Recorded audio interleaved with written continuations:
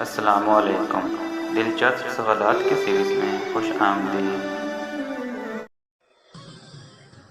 वो क्या चीज़ है जिसे पीने से रोज़ा नहीं टूटता?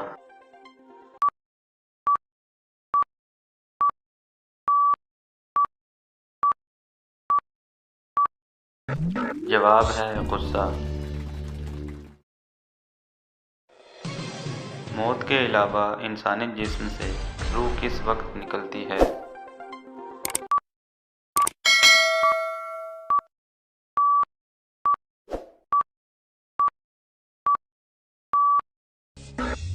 नींद की हालत में।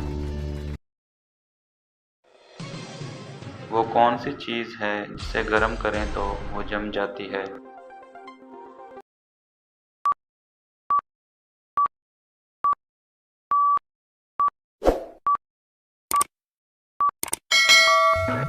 जवाब है अंडा।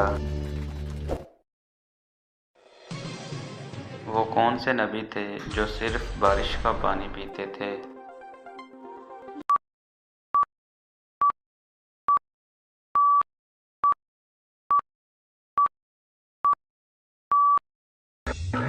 हज़रत आदम अलैहिस्सलाम। वो कौन सा मुल्क है जहाँ 3 सूरज निकलते हैं?